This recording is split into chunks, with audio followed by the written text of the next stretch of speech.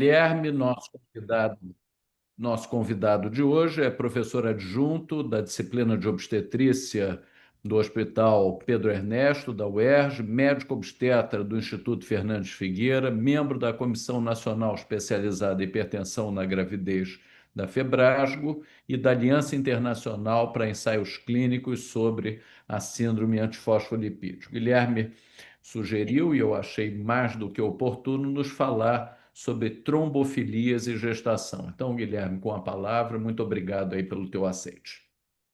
Bom, professor, muito obrigado pelo convite. É um prazer poder participar dessa sessão nobre. E vou falar do assunto muito caro para a gente, né? Que a gente tem nosso ambulatório de doenças autoimunes e trombofilias no Pedro Ernesto. Então, a gente tem uma experiência muito grande, além de participar, né, de estudos clínicos sobre o assunto, né? É uma aula pesada, né? Eu até brinco, eu tenho essa aula PMG, eu tenho uma aula mais curta para congresso, uma aula média, uma aula grande. Eu vou falar uma aula média, mas, obviamente, ficaria aberto a discussões e perguntas ao fim da apresentação.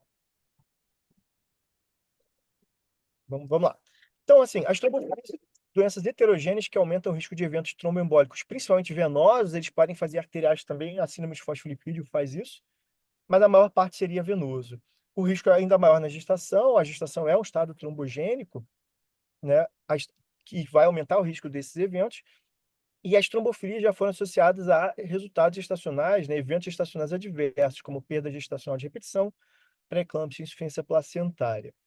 No entanto, estudos mais recentes demonstraram resultados controversos dessa correlação entre trombofilias e resultados gestacionais adversos, e o rastreamento foi modificado nos últimos protocolos publicados, e é isso que a gente vai discutir aqui hoje. Por incrível que pareça, a parte mais fácil é a síndrome de fosfolipídio, que é uma doença autoimune. Vou começar por essa, que é a menos polêmica, é a trombofilia adquirida mais comum, causada por uma família de autoanticorpos. Eles não se ligam diretamente ao fosfolipídio, ele liga a um epítopo do fosfolipídio na membrana, e a incidência estimada é de em torno de 2 para cada 100 mil pessoas por ano, com uma prevalência de 50 para 100 mil pessoas. Então, é considerado uma doença rara. No entanto, a gente tem o anticorpo antifosfolipídio presente na população em 4 a 5% da população saudável e 35% das pacientes com lúpus. Esse 5% da população saudável é um estudo de banco de sangue. As pessoas iam doar sangue, aí era solicitado ali um teste antifosfolipídio de anticorpo antifosfolipídio, e foi encontrado esse valor principalmente em títulos baixos.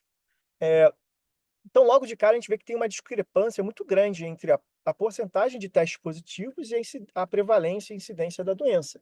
Então, é muito mais comum a gente ter um teste positivo do que ter a própria doença. Então, logo de cara, um primeiro recado importante aqui é ter anticorpo não é ter doença. Isso é válido, de um modo geral, para as doenças reumatológicas.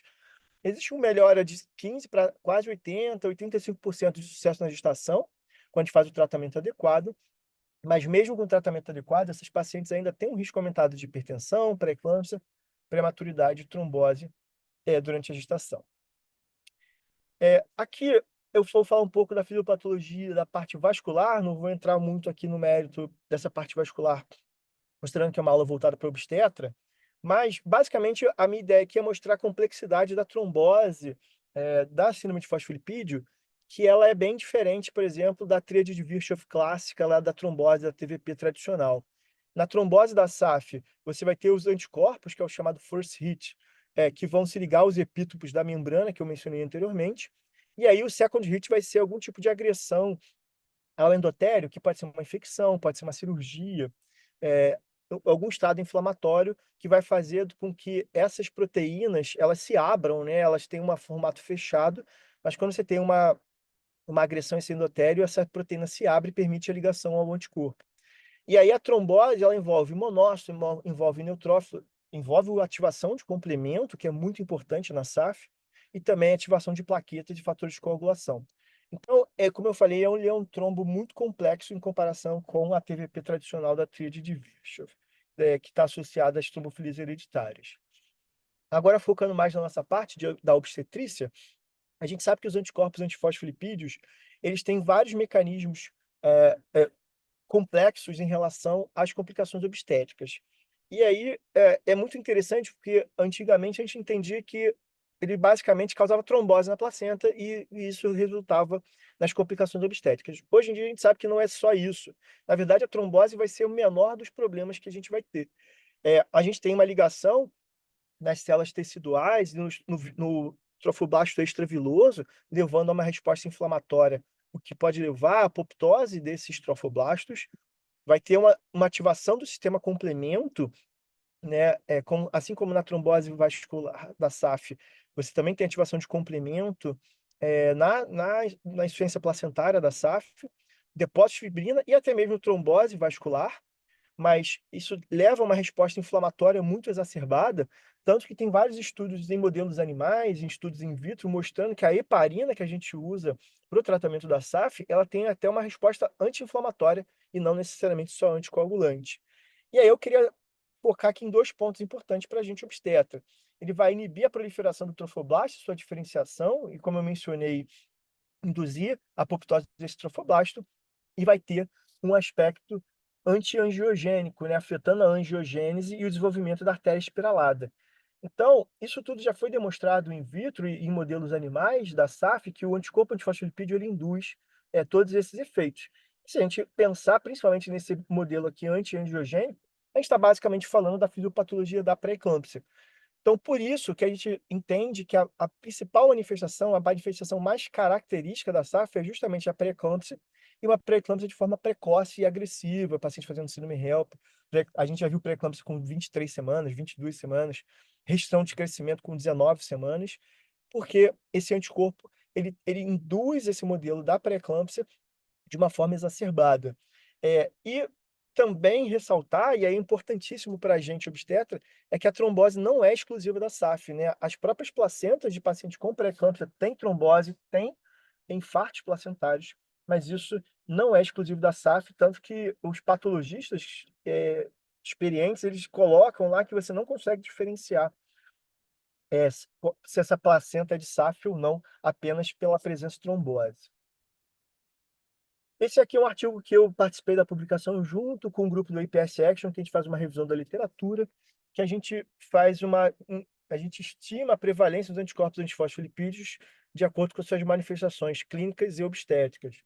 Então, nesse estudo, a gente estima que 6% das morbidades obstétricas podem estar associadas ao anticorpo antifosfolipídio, incluindo 9% das perdas gestacionais, 2% das precoces e 5,5% das tardias. Então, é importante ressaltar que a maior parte desses estudos eles foram publicados antes dos anos 2000, quando ainda não tinha nenhum tipo de padronização do diagnóstico, da classificação da síndrome de fosfolipídio. Então, qualquer um podia falar que a doença era síndrome de fosfolipídio sem nenhum tipo de padronização, o que leva a muita crítica. Então, mesmo assim, eu sempre gosto de trazer esse artigo, porque mostra que não é, apesar da gente encontrar, né, nas complicações obstétricas a presença da SAF, isso vai ocorrer ali talvez em 5 a 10% das vezes, não é um achado comum nas manifestações obstétricas, mesmo nas perdas gestacionais.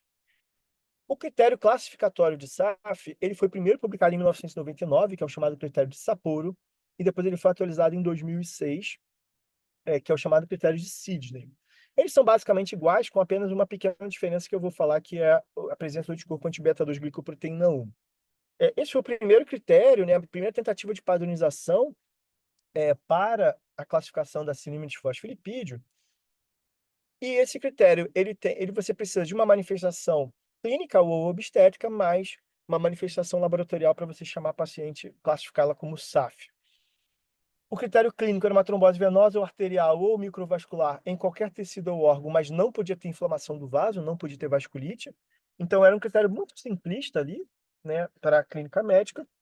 E o critério obstétrico, esse sim, bem mais complexo, seria a morte de um feto morfologicamente normal, com mais de 10 semanas de gestação, um parto prematuro de um feto morfologicamente normal até 34 semanas por pré-eclâmpsia, eclâmpsia ou SIUR, e o que todo mundo lembra, acaba lembrando, seriam 3 abortamentos antes de 10 semanas. Esses 3 abortamentos tinham que ser consecutivos, sendo que você tinha que excluir causa cromossomial ou materna.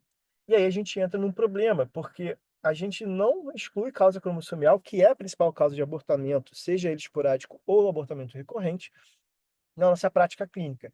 Então, a gente, no principal critério, principal causa, né, de abortamento, a gente não consegue fazer essa exclusão na nossa prática, do dia a dia. Mas esses seriam os critérios obstétricos, né, desse consenso de Sidney, e você precisava de mais um critério laboratorial. Algum anticorpo antifosfolipídio, e ele tem que ser repetido e positivo após 12 semanas da primeira positividade. E aí também aqui muita gente se enrola nesse critério classificatório, né, nessa repetição, porque você não precisa ficar esperando essas 12 semanas para tratar essa paciente. Esses critérios classificatórios, e eu vou falar do critério novo da Colégio Americano de Reumatologia, esses critérios classificatórios, eles são voltados para pesquisa.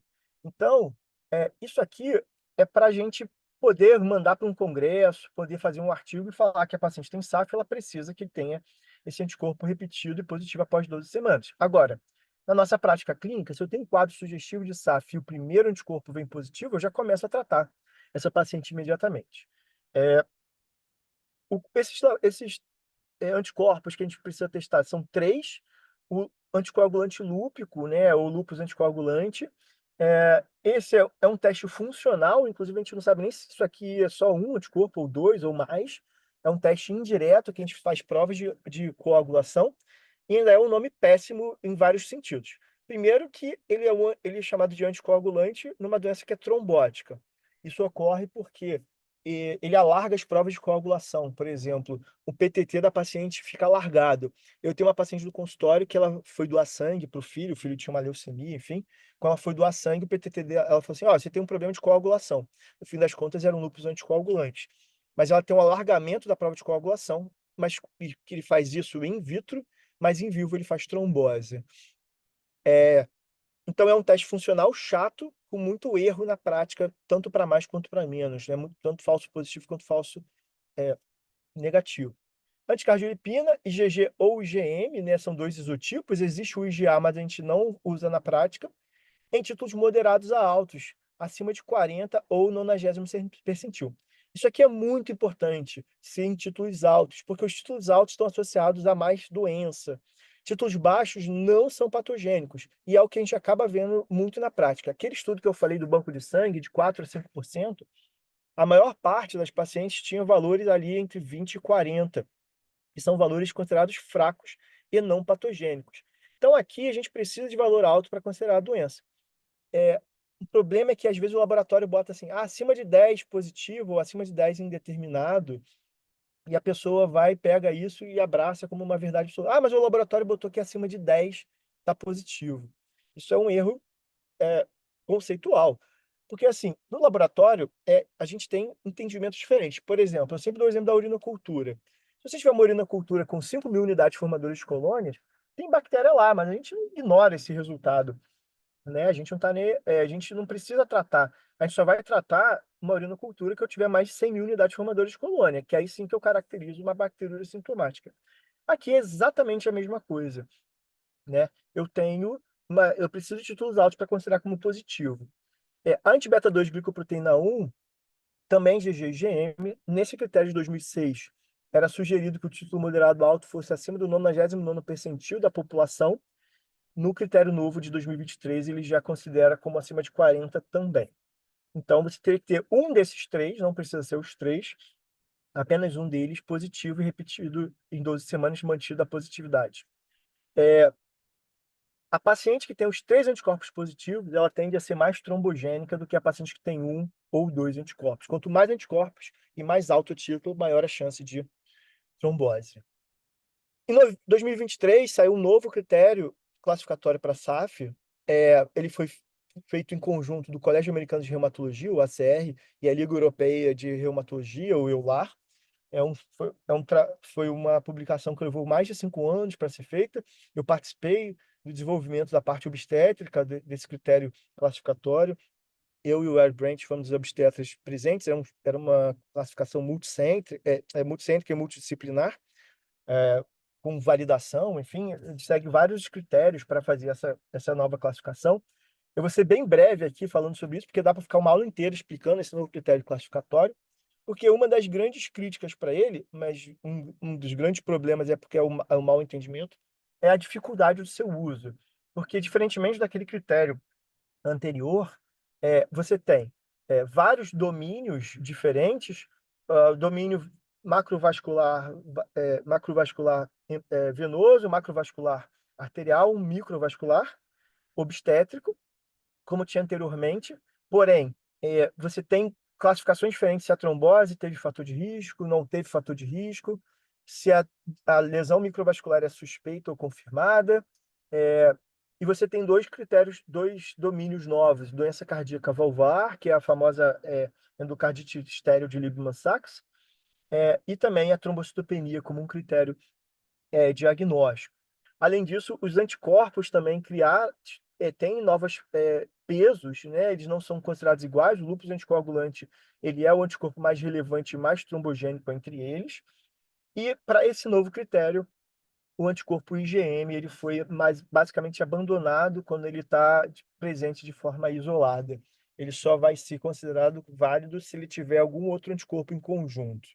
Você precisa de 3 pontos no critério clínico e 3 pontos no critério laboratorial para classificar paciente como SAF.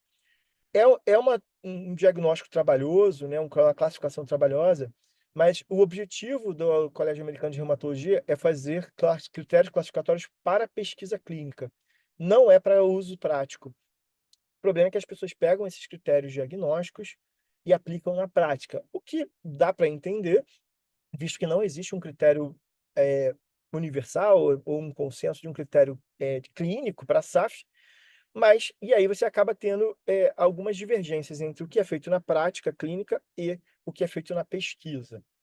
O critério classificatório obstétrico, ele não mudou muito, mas basicamente, em vez de ser 3 perdas até 10 semanas, passaram a ser 3 perdas gestacionais até 15 semanas e 6 dias.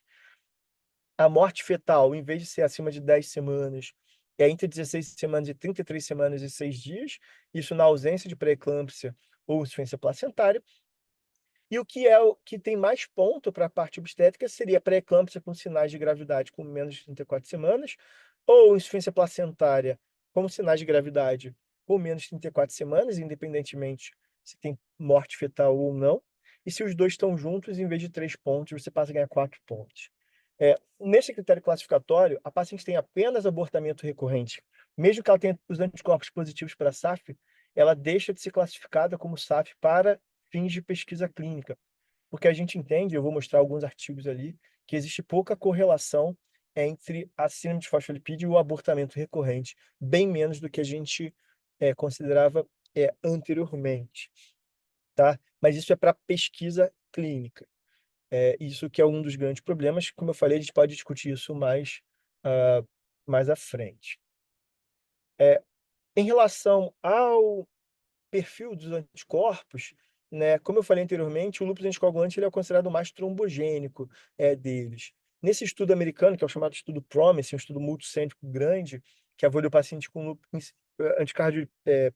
anticorpos antifosfolipídios, com lúpus e sem lúpus, ele mostra que 39% das pacientes com lúpus anticoagulante positivo tiveram algum resultado gestacional adverso, contra apenas 3% das pacientes com lúpus anticoagulante negativo. O histórico da paciente também é relevante. A paciente com história de trombose, 52% teve um resultado gestacional adverso, contra 13% das pacientes sem história de trombose. O lúpus e a presença de anticorpo antifosfolipídio foi um preditor de resultado gestacional adverso na análise multivariada. Então, a associação das duas doenças é o que piora o prognóstico da gestação, mas a paciente com perda gestacional prévia, que é adequadamente tratada, isso não foi considerado um fator de mau prognóstico para ela. Isso foi considerado, não mudou o resultado gestacional. E nesse estudo, o lúpus anticoagulante, isoladamente, ele foi um preditor de resultado adverso maior do que os 3 anticorpos positivos. Então, isso é um conceito um pouquinho diferente do que os clínicos consideram, por exemplo, para a trombose, em que quanto mais anticorpo, mais chance de trombose para essa paciente. Por outro lado, esse estudo multicêntrico italiano, de 2017, ele descreve que o anti-beta-2 estava associado a menor taxa de nascidos vivos, maior incidência de pré-eclâmpsia, ciúria e natimorto. Então, ele não é o lúpus anticoagulante como foi encontrado naquele estudo americano, e que apenas 30% das pacientes triplo positivo tiveram nascidos vivos apesar do tratamento.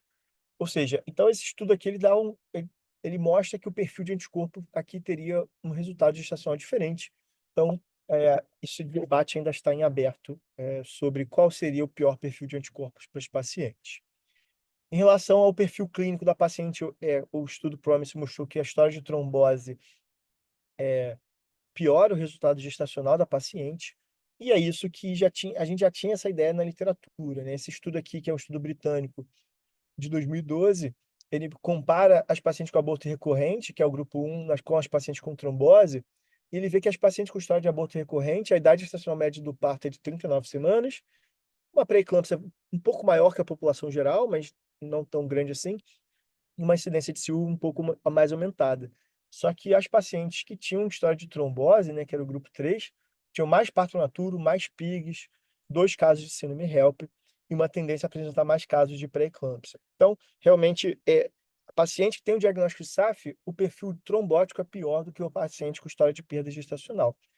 E a gente fez um estudo, né, foi publicado esse ano numa uma aluna minha de mestrado. Então, a gente comparou, né, na nossa coorte dupla, as pacientes com história de trombose venosa profunda, 39 pacientes com SAF, a gente excluiu os pacientes com trombose arterial ou apenas SAF obstétrica, então todas tinham trombose, e a gente comparou com todas as pacientes que a gente testa para SAF, né, no nosso ambulatório. Toda paciente que chega com trombose venosa profunda, a gente testa para SAF ou trombose arterial. A gente comparou com 132 pacientes com pesquisa de SAF negativa. A gente também excluiu o lúpus nesse estudo, porque o lúpus seria um viés de pior prognóstico para esses pacientes. Então, o que a gente conclui nesse estudo aqui? Paciente com SAF mais TVP teve mais CIUR, mais pré-eclâmpsia, mais natimortalidade e um menor peso ao nascer. Então, o problema da paciente não é ter trombose, né? Porque a paciente com TVP sem SAF, a média de idade gestacional do parto foi 38 semanas, peso ao nascer de 32%, 5% de pré-eclâmpsia, né, que é igual ao esperado na população geral. Ou seja, o problema, né, da trombose seria ela refazer a trombose, mas em relação às complicações obstétricas, a TVP sem SAF tem um resultado gestacional bastante favorável, uma taxa de prematuridade também parecida com a população geral. Enquanto a paciente com SAF mais TVP, o prognóstico gestacional dela piora, ela tem bastante complicação na gestação. Falando agora das manifestações da SAF, né, o abortamento recorrente seriam 3 perdas consecutivas antes de 10 semanas, no critério novo 15 semanas e 6 dias. Como eu falei, um dos grandes limitadores é que a gente não exclui anomalia cromossômica na prática. O tratamento para esse grupo seria AS ou AS mais heparina profilática na gravidez, mantendo esse tratamento por 6 semanas após o parto, e lembrando que ela tem um risco trombótico grande em comparação com a população geral. Ele pode ser AS ou AS mais heparina, porque nesses estudos randomizados aqui, são todos estudos antigos, o mais novo deles, que é o do Farquharson, é de 2006, alguns mostraram superioridade da combinação, enquanto outros estudos não mostraram superioridade, mas na prática a gente acaba fazendo AS com heparina profilática para paciente com abortamento recorrente e SAF. Vale lembrar, né, que a principal causa de abortamento recorrente continua sendo a normalidade do cariótipo, né, do embrião, principalmente em mulheres com mais de 35 anos. E a gente tinha um conceito na literatura que em torno de 10% dos abortamentos recorrentes seriam 10 a 15% dos abortamentos recorrentes seriam causados por anticorpos antifosfolipídios. Isso não é o que a gente vê na prática, né? Esse estudo americano aqui de um centro grande, Utah, de doença autoimune também, ele avalia ali 390 pacientes com queixa de perda gestacional, 338 pacientes são testadas, apenas 6% testou positivo, em 3 a repetição foi negativa, e 12 pacientes tinham lá trombose venosa profunda, lúpus ou óbito fetal. Então, quando a gente pega apenas os pacientes com abortamento recorrente, e mesmo assim eles ainda foram liberais de incluir 2 ou mais abortamentos, né, nem usaram os 3 abortamentos do critério, só 2% dessas pacientes testaram positivos para síndrome de fosfolipídio. Agora, em setembro, teve o Congresso Mundial de Síndrome de Fosfolipídio no Japão, eu participei, meu pai foi também, a gente foi nesse congresso, e a gente apresentou um pôster lá nesse congresso, em que na nossa casuística do Pedro Ernesto, só 3% das nossas pacientes com abortamento recorrente testam positivo. E isso eu também posso afirmar que é o que eu vejo na prática do consultório. Então, a gente não vê aqueles 10 a 15% de anticorpo antifosfolipídio presente, como era considerado anteriormente nas pacientes com abortamento recorrente. A perda fetal tardia era um óbito com mais de 10 semanas, né? Aí ele passou para cima de 16 semanas. O outro grupo seria o parto prematuro com menos de 34 semanas. Esses são os grupos menos estudados para SAF. O mecanismo da perda gestacional e da insuficiência placentária seria ativação de complemento ou trombose placentária difusa, mas a gente não vê essa trombose placentária difusa também no nosso dia a dia. Os eventos são relativamente lentos. Nesse grupo não tem muita discussão, o tratamento é com AS e heparina profilática, até porque tem pouco estudo nesse grupo aqui. Esse estudo aqui é um estudo multicêntrico americano sobre natimortalidade, praticamente 500 casos de natimortos que fazem investigação de tudo que é possível, pelo menos de nossos conhecimentos atuais sobre natimortalidade. Eles testaram só para anticardiolipina e anti-beta-2, porque eles eram as amostras congeladas, eles não podiam fazer teste para lúpus anticoagulante. E eles encontraram ali em torno de 5% de anticardiolipina e IgG e praticamente 2% de anti-beta-2 glicoproteína 1 e IgG, nos quase 500 natimortos. Então, a gente acaba vendo ali, né, realmente uma presença de anticorpos de fosfolipídio nos natimortos, com risco relativo ali de 5 para anticardiolipina e 3 para anti-beta-2 glicoproteína 1. Porém, vale lembrar, né, fazendo o raciocínio inverso, mais de 90% das vezes a gente vai investigar e não vai achar anticorpo antifosfolipídio. Então, ele está ali, tem que investigar, mas na minoria das vezes a gente vai encontrar ele como uma causa ali desse abortamento, dessa natimortalidade. No mesmo sentido, né, esse mesmo grupo de Utah, do Air Branch, ele avaliou 148 casos de pré-eclâmpsia com menos de 36 semanas, ou insuficiência placentária, que levaram a parto, né? Parearam com 148 controles, e eles encontraram 11% de anticorpo de fosfolipídio positivo, nos casos, né, sendo a maior parte de lúpus anticoagulante. Então, mais uma vez, bota aí em torno de 10, 12% das pré-eclâmpsias prematuras, com que levam a parto prematuro, são causadas por anticorpos antifosfolipídios, tem uma relação direta com o anticorpo antifosfolipídio, mas 90% não vai ter. Então, a minoria vai ser associada à SAF, e vai lembrar que 1% dos controles, 1,5% dos controles foi positivo, né? Então, mesmo controles sem complicações obstétricas, de vez ou outra, você vai acabar tropeçando ali no anticorpo antifosfolipídio, mas isso foi aquilo que eu falei naqueles primeiros slides. Achar esses anticorpos na população geral não são incomuns, e nem todo mundo que tem anticorpo vai ter doença. Vale lembrar também que tem relatos na literatura de uma incidência de 13,9% até 50% de pré-eclâmpsia nas pacientes com tratamento.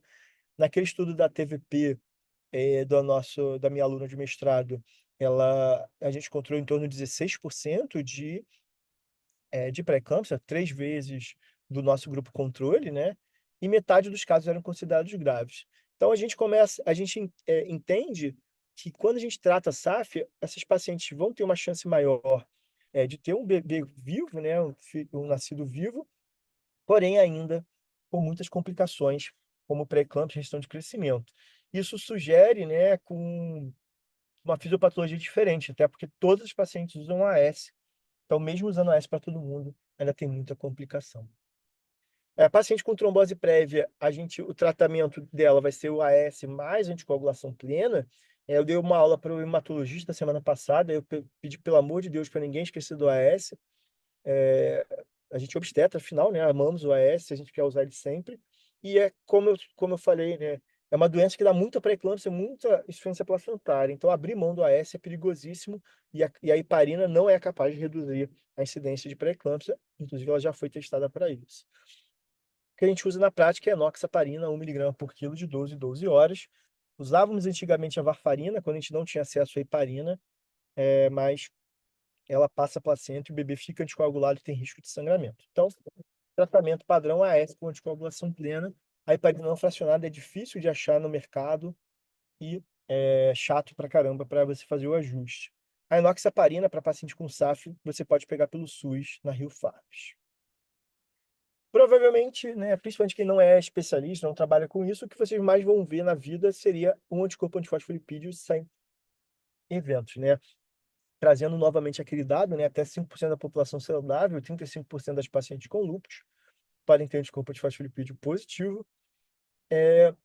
Então, você vai tropeçar nele, né? E, infelizmente, muita gente pede sem muita, numa indicação muito correta. É muito comum clínica de infertilidade pedir, apesar da própria Sociedade Americana de Medicina Reprodutiva falar que não tem associação de síndrome de fosfolipídio e infertilidade. Eu tenho um artigo, uma revisão sistemática sobre isso também, mostrando que não tem correlação, mas eles acabam continuando pedindo na prática.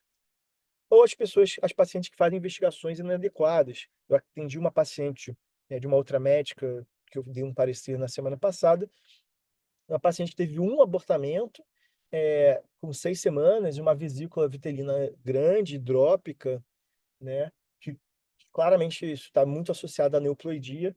Apesar disso, foi feita uma investigação e foi encontrado um lúpus anticoagulante positivo perdido ali.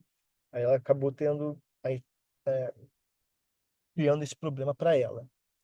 Existem poucos estudos avaliando essa associação. A maioria dos autores recomenda o uso da aspirina, nesse contexto, né, de anticorpo de fosfolipídio sem eventos característicos da doença. Isso é a recomendação do Colégio Americano de Reumatologia, apesar de uma revisão sistemática não ter demonstrado benefício do AS nessa população, até porque a maior parte acaba não fazendo evento. Então, como eu falei, né, 2020 tem uma recomendação do Colégio Americano de Reumatologia sobre o tratamento da SAF, durante a gestação. E aí, se eu tenho uma paciente com apenas manifestações obstétricas sem trombose, ela vai fazer o AS com anticoagulação profilática, que é a heparina 0,5 mg por quilo, uma vez ao dia. Paciente com trombose vascular, independentemente da história obstétrica, é o AS com anticoagulação plena, enoxaparina 1 mg por quilo, e o anticorpo antifosfolipídio positivo sem eventos, apenas AS, e ele deixa muito claro que a heparina, nesse contexto aqui, estaria contraindicada. E por fim aqui, para a gente terminar a parte da SAF, esse estudo eu fiz com um banco de dados do IPS Action, que é um estudo multicêntrico que eu participo, e a ideia desse estudo é pensar em relação ao futuro dessa paciente. Paciente que teve uma SAF obstétrica, apenas manifestação obstétrica, o que acontece com ela depois disso? Esse artigo foi publicado no British Journal de Obstetrícia, no BJOG, e aí a gente compara as pacientes com SAF obstétrico apenas e aquelas pacientes que têm SAF obstétrica e acabam fazendo uma trombose após a manifestação obstétrica da doença. E aí a minha pergunta era quais seriam os fatores associados à trombose nessa paciente. Então, a gente vê primeiro, né, que 64% das pacientes que tinham tanto manifestação obstétrica quanto trombose, 64% delas teve o evento vascular após o evento obstétrico. Ou seja, a SAF obstétrica foi um evento sentinela para dizer que essa paciente ela era uma paciente de alto risco para fazer uma trombose, fazer algum tipo de trombose. O tempo médio da trombose após a SAF obstétrica foi de 7,6 anos, apesar de um desvio padrão relativamente grande. E o que a gente conclui nesse estudo? Os pacientes com SAF obstétrica seguida de trombose, em comparação com a paciente que tem um SAF obstétrico, mas não fez trombose, elas eram pacientes mais jovens, né? Então, teoricamente, tinha que ter menos propensão a fazer trombose, mas ela fez uma trombose, e elas tinham risco cardiovascular aumentado, hipertensão, dislipidemia, obesidade bateu na trave aqui, mas tabagismo, e também trombose venosa superficial e doença valvar cardíaca, que, no fim das contas, acabaram entrando ali como critério de manifestação de SAF no critério classificatório mais novo.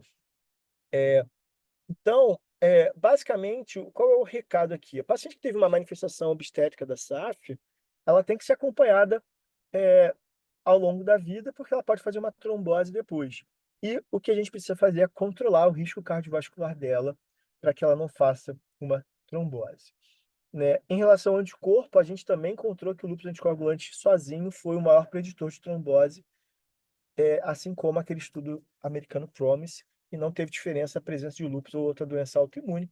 Então, como eu falei aqui, fica o recado de não abandonar esse paciente. Ela tem que ter um controle do risco cardiovascular para ela não fazer uma trombose depois. Entrando agora na parte mais polêmica, seriam as trombofilias hereditárias. Né? As trombofilias hereditárias são condições genéticas que aumentam o risco de doença tromboembólica, e o estado de hipercoagulabilidade da gestação pode piorar o potencial trombogênico dessas alterações. As principais alterações associadas à gestação são as tromboses venosas profundas. 50% das TVPs na gestação são associados às trombofilias hereditárias, sendo incomum a trombose arterial, né? Essas aqui são as trombofilias hereditárias reconhecidas pelas principais sociedades, que é o fator 5 de Leiden, que é a mutação do fator 5, a mutação do gene da protrombina, que é o fator 2, as deficiências de proteína C, proteína S e de antitrombina 3, que são nossos anticoagulantes naturais.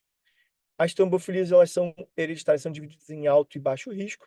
As de alto risco seriam o Leiden e a mutação da protrombina na forma homozigótica, a deficiência de antitrombina 3, que é extremamente rara, e também a dupla heterozigose para o fator 5 de Leiden e para o gene da protrombina, também isso é considerado de alto risco. O que a gente acaba vendo muito mais na prática são justamente as trombofilias de baixo risco, que têm uma prevalência muito maior, como Leiden heterozigótico, mutação da protrombina heterozigótica e deficiência de proteína C e proteína S. É importante sempre ressaltar nos estudos de prevalência, né, que você tem uma frequência muito maior de mutação do que de eventos, né? Vale lembrar que a incidência, desculpa, de trombose venosa profunda na população geral é de 1 para 10 mil, e mesmo nas usuárias de anticoncepcional é de 3 para 10 mil, ou seja, 1 para 3 mil, alguma coisinha ali. Enquanto eu posso ter fator 5 de Leiden de forma heterozigótica em até 15% da população, principalmente descendente de europeu. A forma homozigótica é bem mais incomum, da mesma forma que na mutação da protrombina, a forma homozigótica tem menos de 1% da população, mas você pode achar o gene da protrombina na forma heterozigótica em até 5% da população. As deficiências de proteína C e proteína S são bem menos frequentes, 0,1 para a proteína S, 0,4 da proteína C. E eu vou falar especificamente mais à frente, mas a mutação da metileno tetrahidrofolato redutase pode ser encontrada em heterozigose em 30%. Existe um estudo em São Paulo, que ele acha 48% da população com mutação, né, para MTHFR, e homozigótico em 10%, e o pai 4G 5G em heterozigose em 50% e homozigose em 10%. Então, como eu falei anteriormente, você tem muito mais mutação do que doença. Isso vem daquele conceito lá da biologia da escola da penetrância. Então, você pode ter uma mutação, mas não necessariamente ela vai causar doença. E um dos erros mais comuns que a gente também vê na prática é justamente as pessoas fazerem um teste na hora errada, como, por exemplo, dosar proteína S durante a gestação. A queda da proteína S é uma alteração fisiológica da gestação. Toda gestante vai ter proteína S reduzida. Isso é uma alteração fisiológica para proteger essa paciente do sangramento. Então, esse é o primeiro erro, não é para dosar proteína S durante a gestação. E aí, às vezes, ela ganha um diagnóstico de deficiência de proteína S de forma equivocada. O segundo problema é também confiar no ponto de corte do laboratório. Então, o laboratório muitas vezes coloca ali, valor da proteína S abaixo de 65% reduzido, está alterado. Mas a gente usa 55% como ponto de corte, de acordo com o Colégio Americano de Ginecologia e Obstetrícia. Esse é um teste chato também, é um teste funcional chato, com grande quantidade de erro. E aí, às vezes, você vai ver ali 63, 64, 62, e a pessoa atribui, né, essa pequena variação da normalidade a essa alteração ali no laboratório que não tem uma relevância clínica.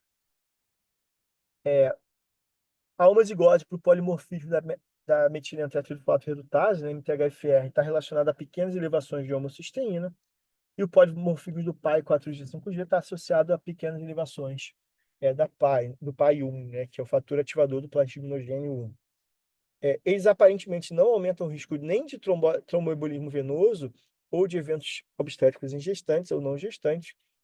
Então, atualmente não se recomenda o rastreamento dessas duas mutações, né?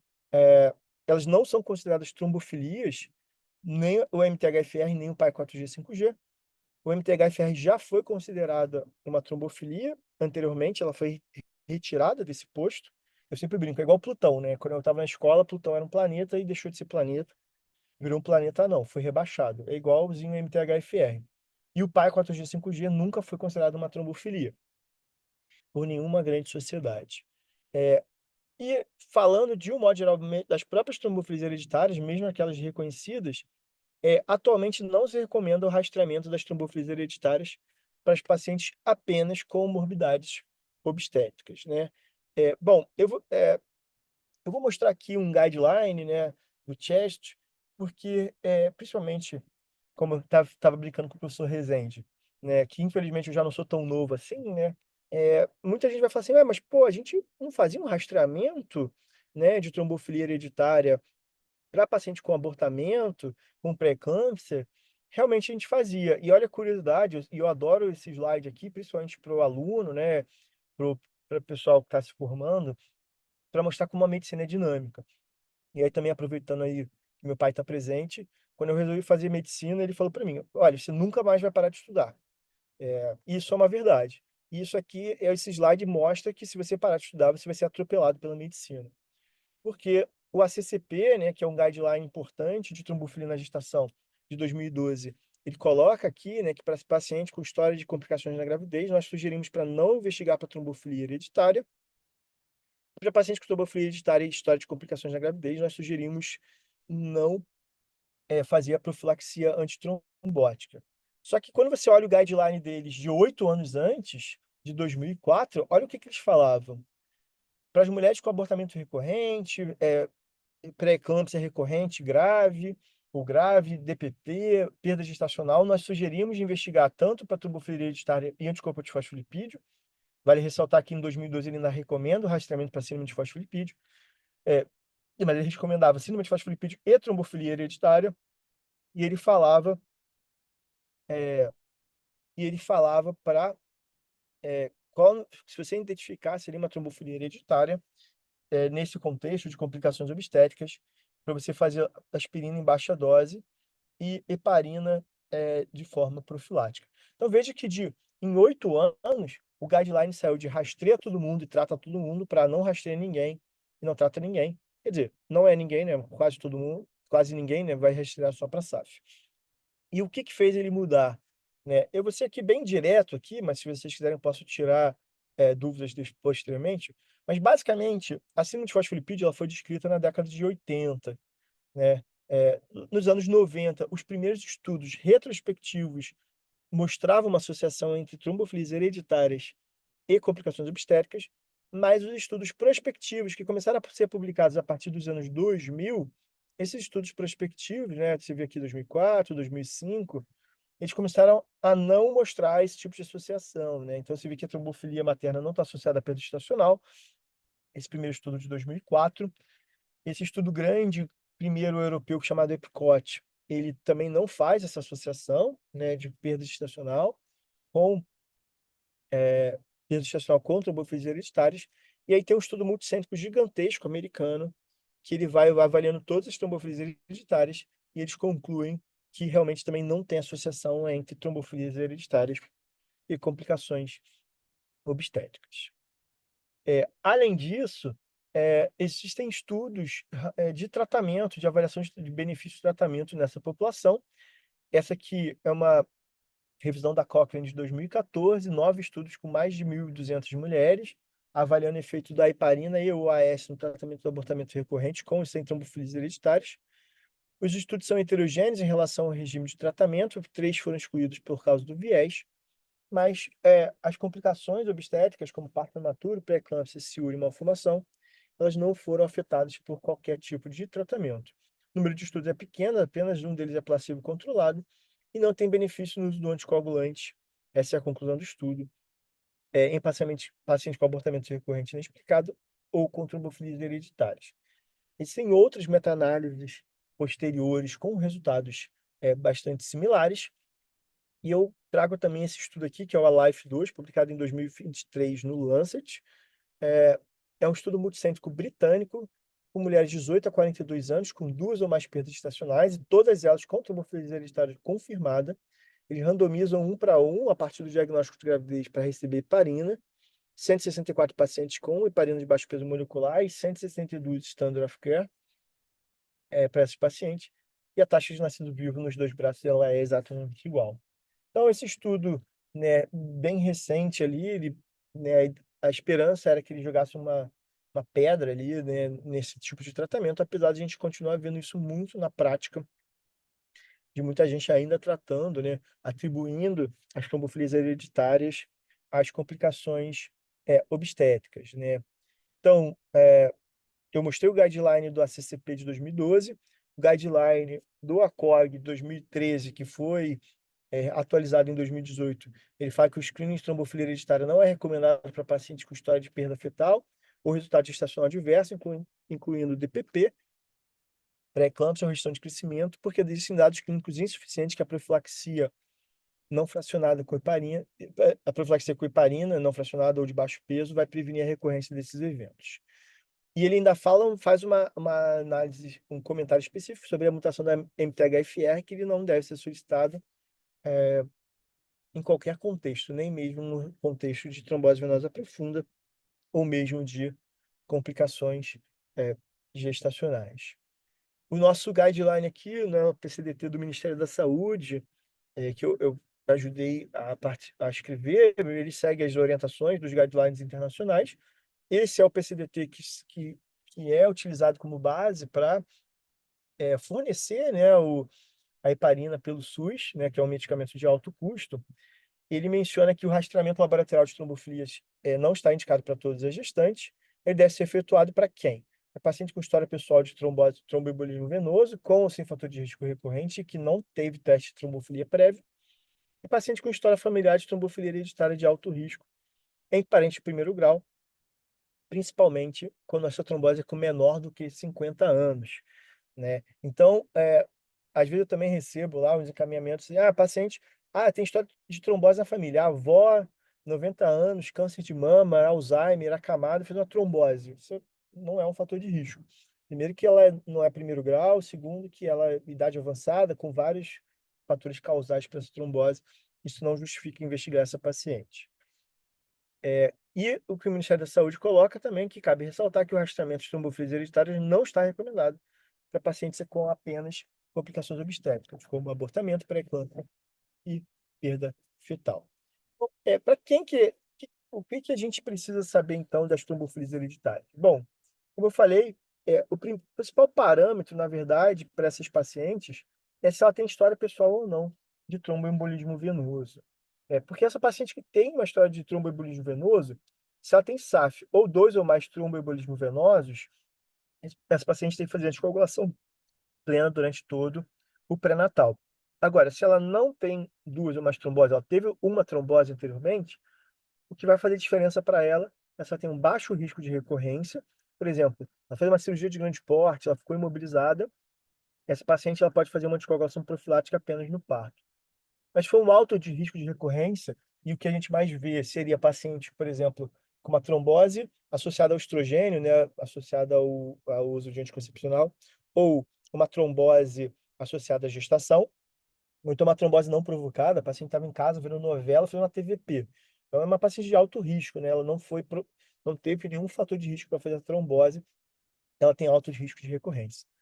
Essa paciente, a gente vai só prevenir uma nova trombose com anticoagulação profilática durante o pré-natal e até 6 semanas pós-parto.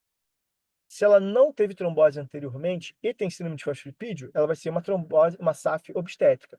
Aí lembrar que na SAF obstétrica eu faço anticoagulação profilática mais AS até 6 semanas pós-parto. Então, se ela não teve trombose, não tem SAF, mas tem uma trombofilia, e aí sabe, sei lá por que pediram, vamos supor, foi na clínica de fertilidade e alguém pediu, aí a gente vai diferenciar entre baixo e alto risco. Se a paciente tem uma trombofilia de baixo risco e ela não tem parente de primeiro grau com trombose, eu não preciso fazer nada, só vigilância clínica. Mas se ela tem ali uma irmã que teve uma trombose, por exemplo, mesmo assim eu só vou fazer uma anticoagulação profilática no período pós-parto. Então, a paciente com trombofilia hereditária, a minha preocupação é que ela faça uma trombose, e não que ela tenha complicação obstétrica, porque eu só faço anticoagulação no pós-parto. Se ela tem uma trombofilia de alto risco, e ela não tem parente de primeiro grau, né? Lembrar, Leiden homozigótico, protrombina, mutação homozigótica ou heterozigose para Leiden e protrombina. Se ela teve uma TVP e não tem parente de primeiro grau com TVP, só anticoagula no pós-parto. Mas se ela tem uma trombofilia de alto risco e um parente de primeiro grau, ela anticoagula a gravidez toda e mais 6 semanas pós-parto. Eu acompanho 3 irmãs e uma fez uma trombose com 16 anos, usando anticoncepcional. 2, 3 meses depois, uma segunda irmã fez uma gastroenterite e fez uma trombose na ilíaca super extensa e foi até a femoral. Todas elas têm Leiden heterozigótico e protrombina heterozigótica, então são trombofilias de alto risco. A terceira irmã, que era mais nova, ela nunca usou anticoncepcional, mas aí quando ela engravidou, ela caiu nesse grupo aqui. Então ela teve que anticoagular profilático, porque ela nunca tinha sido exposta ao estrogênio, né? Quando ela engravidou, ela teve que anticoagular profilático. Mas isso aqui não é o que a gente... É uma situação bem excepcional. Então, resumindo aqui, quem deve ser rastreado para trombofilias, né? Para a gente amarrar aqui o conceito da nossa aula. Um paciente com história de trombose venosa profunda, ela pode ser investigada para síndrome de fosfolipídio. O reumato, eu boto uma interrogação aqui, porque o reumato sempre adora essa investigação, mas o hemato entende que se foi uma trombose venosa profunda provocada, estava usando estrogênio, estava fazendo cirurgia, essa paciente não precisaria investigar para SAF. E trombofilias hereditárias, essa paciente precisa ser investigada.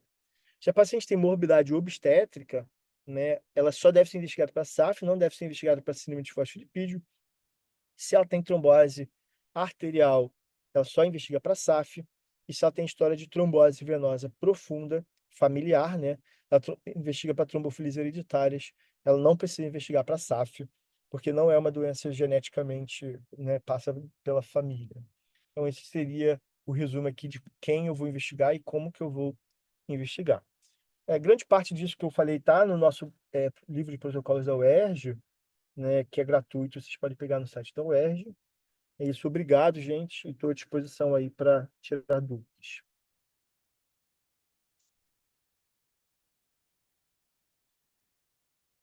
Excelente, Guilherme. Preciso, e esse é um assunto de uma complexidade tremenda. A palavra está aberta, quem quiser fazer uso dela. Guilherme, Sidney, tudo bom?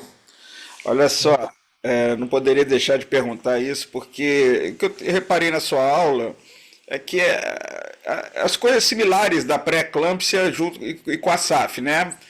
Uhum, Parece que a principal manifestação da SAF é a pré-eclâmpsia precoce, né? E as recomendações para pré-eclâmpsia hoje, né, no futuro, é acompanhar essas pacientes, porque elas têm uma tendência a fazer hipertensão no futuro, o que realmente fica parecido com a SAF também. Você recomenda na SAF, porque se foi SAF obstétrica só, né, no caso, se ela teve só SAF obstétrica, mas ela tem um risco no futuro também de ter uma trombose, né? uhum. Sempre tem que ter essa orientação. Por exemplo, você também só anticoagula profilaticamente numa SAF, se você tem SAF, se ela teve um evento obstétrico prévio. E a pré-eclâmpsia, você, com história clínica, né, de ter tido pré-eclâmpsia, também você faz o AS. Isso Uhum. não leva. Só para saber assim, a fisiopatologia que não faz a gente fazer a heparina de baixo peso molecular profilática para uma paciente que, por exemplo, você fez um estudo e ela tem SAF e sem manifestação clínica nenhuma. E para fazer. Por que não daria correto você fazer a heparina de baixo peso molecular profilática para você evitar uma pré-eclâmpsia precoce, nesse caso? Então, mas com SAF ou sem SAF? Sem SAF. Com SAF que eu estou falando. Não, então, vamos lá. Porque a maior parte das vezes a paciente vai ter um anticorpo e não vai ter doença. Então, se ela não teve nenhuma manifestação, a reumato você tem muitos anticorpos, autoanticorpos na população, entendeu? Você vai ter um monte de FAM positivo, anticardiolipina. Então, que é diferente, por exemplo, uma paciente com lúpus.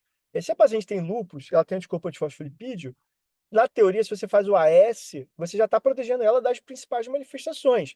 Lembrar que o AS reduz 60% a apresentação de pré-eclâmpsia.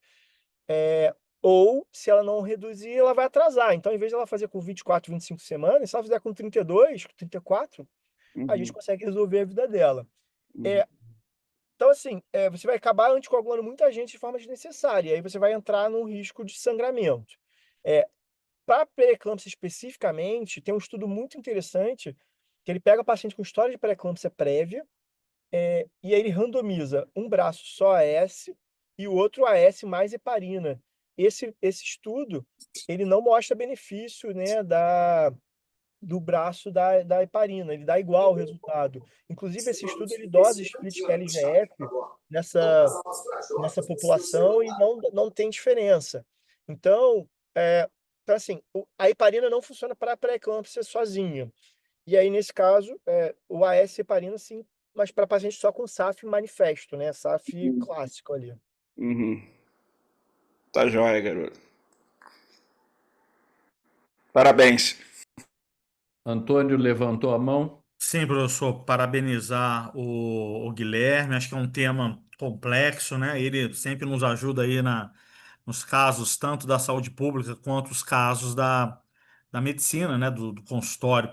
Mas, Guilherme, eu queria lhe fazer uma pergunta. Você fica confortável com a prescrição de AS 100 miligramas para essas pacientes ou você acha que doses maiores de AS podem ser indicadas para esse subgrupo especial? De pacientes uma vez grávidas. Não, é aquela briga do AS, né? Eu, sinceramente, eu fico bem confortável com o AS de 100. Até porque, por exemplo, os americanos, eles ainda abraçam muito, né, o 81, né, que é uma dose um pouco menor.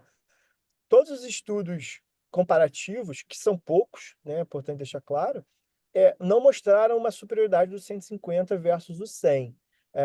Eles são muito similares. Alguns mostraram superioridade, sim, em relação ao 81. Então, eu acho confortável, sim. E aí aí já entro no meu modo um pouco de medicina fetal, porque é muito comum a gente quebrar, né? Porque como não tem o AS 150 aqui, é muito comum a gente tentar quebrar. E aí, quando a gente se pega o AS e se aproxima de 300 miligramas, enfim, a gente tem o risco de fechamento do canal arterial, né? Porque aí ele começa a aproximar da dose anti-inflamatória. Então, eu fico um pouco receoso, nunca vi nenhum caso disso, mas enfim, dessa paciente quebrar, né? E como não é um medicamento sulcado, ela pode estar tomando 190, pode estar tomando doses um pouco mais altas que possa ter um potencial de risco. Mas eu acho que 100 miligramas, eu fico confortável, sim, a gente acaba usando essa dose. Obrigado, Guilherme. Só uma observação: os produtos sulcados no Brasil, eles não garantem a metade da dose em cada suco. Ainda tem isso, Hoje a a gente ainda tem. sulcagem no Brasil é exclusivamente estética, diferentemente nos Estados Unidos. Nos Estados Unidos está preconizada a sulcagem para dividir a metade em cada um dos sucos. Então, quando você pode quebrar e naquela metade do suco ter as 100 miligramas e na outra metade ter só aquele produto. Acho que essa é uma observação importante. Queria te Não, agradecer. importantíssimo. Ou seja, então a gente tem essa dificuldade maior ainda, né? A Anvisa não orienta nem autoriza nenhuma quebra de medicamentos no Brasil. Sem contar que, se você quebra a aspirina e ela é uma aspirina de melhor qualidade, que tem proteção gástrica, você tira a proteção gástrica porque você viola o produto e ele certamente vai ter seus efeitos gastrotóxicos, podendo levar, inclusive, a hemorragia digestiva alta. Obrigado, Guilherme. Obrigado, Obrigado, Gustavo. Antônio, Guilherme. Nilson. Ah, bom, parabenizar o Guilherme, né? Sempre uma excelente aula, né? Guilherme, eu vi alguns slides que você apresentou, né? Que tinha investigação de SAF, em pacientes com 2 abortamentos, né? E nós vimos lá no Congresso também uma grande discussão sobre isso, né? Se seriam 2 ou 3 abortamentos. Queria que você só trouxesse algum comentário sobre o assunto. No grande ponto, a gente vai entrar naquela discussão de sensibilidade versus especificidade. Se a gente bota 2 abortamentos, a gente vai botar mais gente no grupo, mas com grande risco, me atrevo até a dizer nem risco, né? Com certeza que a gente vai estar excluindo pacientes que tiveram 2 abortamentos por aneuploidia, e aí a gente, principalmente na prática privada, né? O número de pacientes com mais de 35 anos que engravida é muito maior, né? Então, você vai ter uma paciente de 40 anos, 39 anos, com 2 abortamentos. Lembrar que uma paciente de 40 anos, ela tem 20% de chance de abortamento por gestação. Então, naquele modelo de eventos independentes, né, seria, né, 1/5 das pacientes vai abortar, a chance dela abortar 2 vezes consecutivas é uma chance em 25, o que não é nada, é uma coisa super comum, né? Então, é uma frequência muito elevada. Então, você aumentar para 2 abortamentos, você vai estar incluindo mais gente, você vai estar tratando esses pacientes com todos os riscos inerentes à própria heparina, né? Risco de sangramento, um risco de osteoporose em longo prazo que as pessoas ignoram, mas todo anticoagulante ele diminui a massa óssea quando usado por longo prazo, o próprio risco do parto, enfim. Então, realmente, e não tem nenhum substrato, né, para justificar, né, essa ampliação, né? E aí entra aquela história que eu mencionei rapidamente ali, mas principalmente a gente que trabalha com SAF e abortamento, né, a gente acaba recebendo muita paciente para investigar para SAF, a gente não vê na prática, né, paciente que chega com queixa, vim aqui porque eu tenho 2 abortamentos, 3 abortamentos. Eu, inclusive, no meu consultório, até mesmo na UERJ eu também faço isso, eu já falo para paciente, a gente vai investigar, mas a maior chance é vir negativo, a maior chance é absoluta. É, vai, a maior chance é vir negativo. Porque realmente é o que a gente vê na prática, né? Não é o que a gente não acha no dia a dia esses anticorpos positivos. Então, essa discussão ela existe.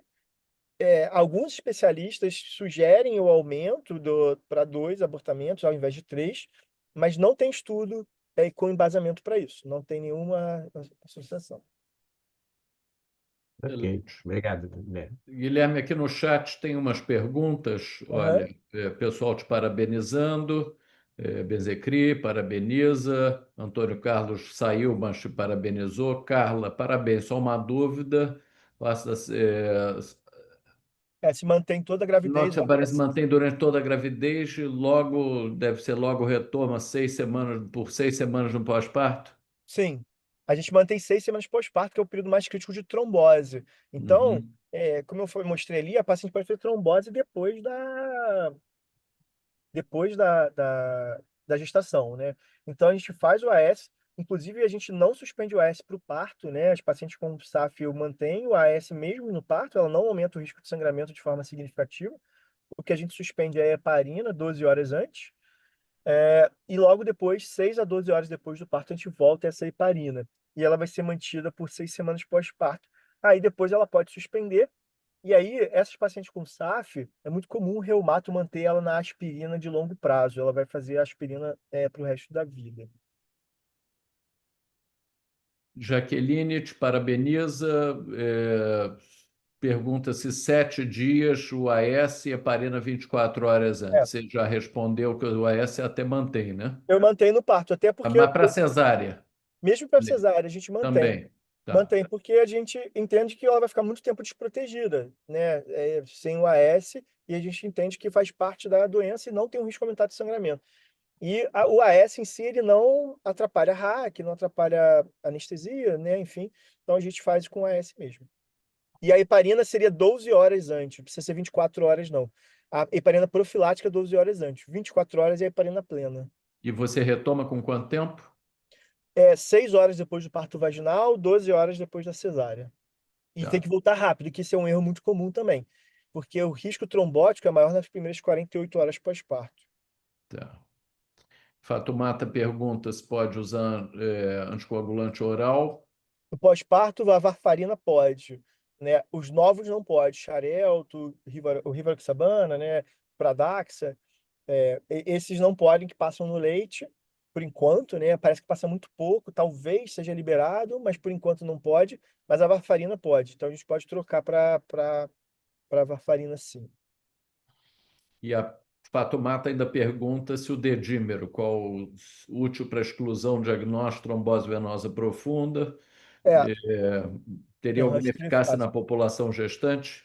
Não, o dedímero ele aumenta fisiologicamente na gravidez. Tem estudo mostrando que você tem até 2 a 3 mil de dedímero no terceiro trimestre sem nenhuma relação com trombose. Então, inclusive tem relato até de falso negativo também. Então, a gente não usa o dedímero. Se você pegar qualquer, por exemplo, o protocolo do ACOG de TVP, ele pula o dedímero, né? Na suspeita de trombose venosa profunda, você vai direto para o Doppler. É muito comum, agora até deu uma diminuída, mas na época do Covid foi um caos.